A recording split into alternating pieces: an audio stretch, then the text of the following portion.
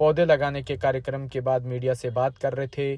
दिलावर ने कहा कि उनकी सरकार ने एक मुकदमा मुझ पर राष्ट्रीय द्रोह का भी दर्ज करवाया था, उसके बाद भी न जाने क्यों मुझे गिरफ्तार नहीं किया। वैसे हकीकत में पूर्व कांग्रेस सरकार बहुत पंगु, मक्कार और नकारा सरकार थी।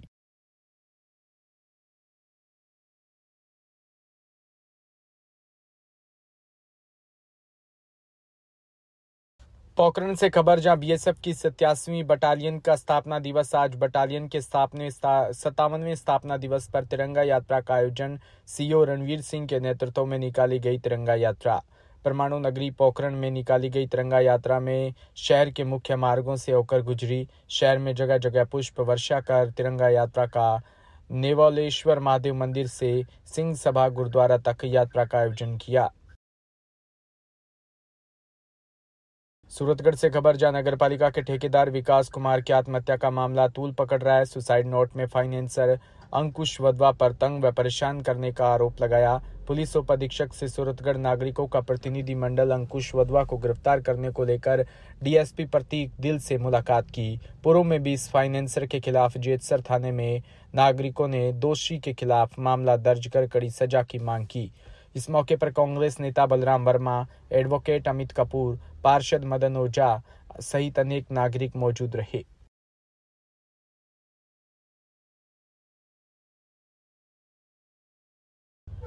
भीलवाड़ा से खबर, जहां बढ़ते तापमान और गर्म हवाओं से त्रस्त लोगों को राहत देने के लिए भीलवाड़ा शहर में हेड पोस्ट ऑफिस के सामने संकट मोचन हनुमान मंदिर पर आज लोगों को निःशुल्क सरस छाछ पिलाई गई। मंदिर में श्री बाबूगिरी जी महाराज के सानिध्य में छाछ पीने के लिए दोपहर तक भक्त उमड़ते रहे। सरस डेयरी से करीब 5000 लीटर क्षमता का छाछ का टैंकर मंगवाया गया। लगभग 10,000 भक्तों को ठंडी छाछ पिलाई गई।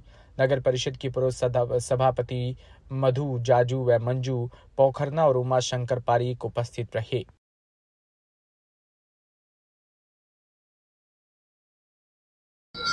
आज श्री संकट मोचन हनुमान मंदिर में प्रचंड गर्मी को देखते हुए सभी भक्तों के सहयोग से सरस छाछ 5000 लीटर भक्तों को पिलाया जा रहा है। सभी भक्तों से निवेदन है कि यहाँ पधारें और ठंडी छाछ का आनंद लें। जय श्री राम। संकट मोचन हनुमान मंदिर पर आज प्रचंड गर्मी को देखते हुए सरस छाछ वितरण का एक आयोजन रखा है। इसमें सभी भक्तों द्वारा ठंडी छाछ का भोग लिया जा रहा है और उनको गर्मी से राहत प्राप्त हो रही है। और इस मंदिर की ये विशेषता रही है संकट मोचन की, हर बार कुछ न कुछ नया सेवा संकल्प रखते हैं। कभी भोजन का, कभी काजू कतली का, कभी छाछ का, कभी पानी का। हर साल कुछ न कुछ गुरु जी की तरफ से और भक्तों की तरफ से सहयोग से ये कार्यक्रम होता रहता है। जय श्री राम। बिजनौर में शुक्रवार को देर रात घर में सो रहे शिक्षा मित्र की अज्ञात बदमाशों ने गोली मारकर हत्या कर दी। शिक्षा मित्र की हत्या के बाद बदमाश मौके से फरार हो गए। वहीं सूचना पर पहुंची पुलिस ने शव को कब्जे में लेकर पोस्टमार्टम के लिए भेज दिया और मामले की जांच कर जुट गई है। शिक्षा मित्र की मौत से परिवार में कोहराम मच गया।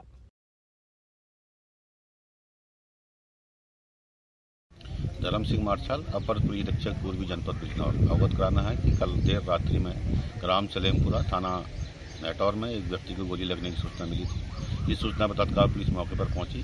घायल को उपचार हेतु हॉस्पिटल में भेजा गया। घायल का नाम रानू था, जिसकी उपचार के दौरान आज मृत्यु हो गई है। डॉक्टर से बात करने पर उसके लेफ्ट साइड में पेट के पास गोली लगी है और जिसमें ब्लैकिंग भी है। मृतक के और उनके फादर के दोनों के हैंड वॉश के लिया गया है। सस्पेक्टेड गनशॉट लग रहा है।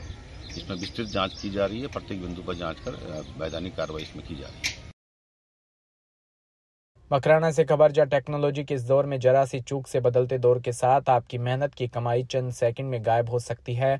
साइबर अपराधी भी नई नई तकनीक अपना कर लोगों को अपने जाल में फंसाकर रुपए ऐंठने का काम कर रही है।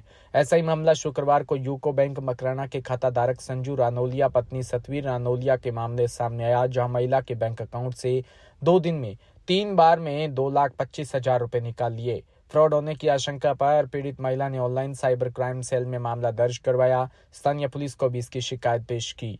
दरअसल मेहनत मजदूरी कर अपने बच्चों की पढ़ाई के लिए संजू ने 3 लाख रुपए यूको बैंक खाते में जमा करवाए थे। बच्चे को बाहर पढ़ाई के लिए एडमिशन करवाने के लिए शुक्रवार को बैंक से रुपए निकलवाने गए तो पहले बैंक पासबुक में एंट्री करवाई। एंट्री में 55,000 और 30 मई को 1 लाख और 85,000 और 85,000 की 2 ट्रांजैक्शन होना पाया। यह देखा तो खाता धारक उसका परिवार हक्का बक्का रह गया। उन्होंने तो कोई ट्रांजैक्शन नहीं किया तो यह कैसे हो गया। इसके लिए जानकारी खाता धारक ने बैंक मैनेजर को देकर बताया कि उसके खाते से रुपए अवैध निकासी कर ली है।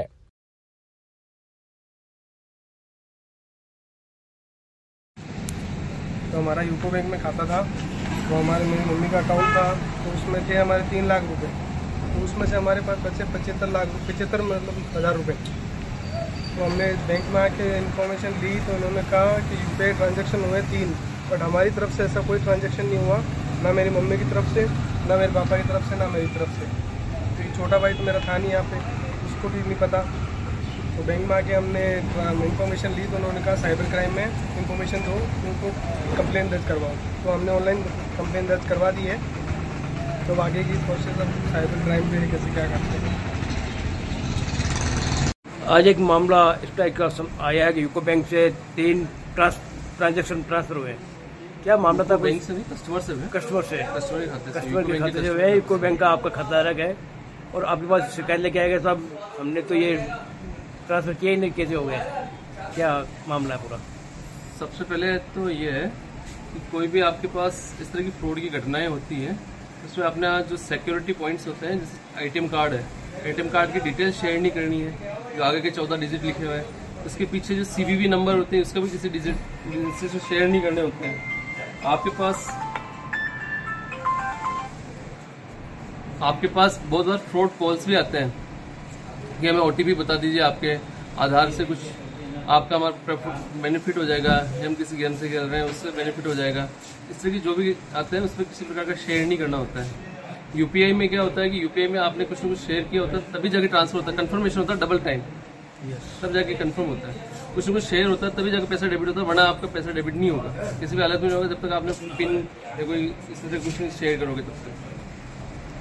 बाकी इस तरह की घटना में तो ये है कि सबसे पहले जब आपके पास फ्रॉड होते हैं सबसे पहले तो रिपोर्टिंग कर दो आपको नेशनल, और उसकी एक कॉपी बैंक को दे दो, उसको आगे फॉरवर्ड कर देंगे। जहाँ से लिंक हो रहा होगा ना इमीडिएटली उसी दिन, ताकि जैसे चेन पकड़ में आ जाएगी, उससे चेन पकड़ में आ जाएगी तो स्टॉप हो जाएगा वहाँ से आपका पैसा, फिर उसको वापस रिवर्स करवाने की कोशिश कीजिए। सर मेरे अपने सभी ग्राहकों से निवेदन है कि जो बैंक की एप्लीकेशंस हैं उसी को आप पैसे ट्रांसफर करने के लिए यूज में लें, किसी थर्ड पार्टी एप्लीकेशन का यूज में न लें, उससे फ्रॉड की ज़्यादा चांसेस रहते हैं कि बीच में थर्ड पार्टी एप्लीकेशन की वजह से पैसा मनी लॉन्ड्रिंग में भी यूज में लिया जा सकता है। इसलिए अधिक से अधिक बैंक की एप्लीकेशन ही यूज में लें।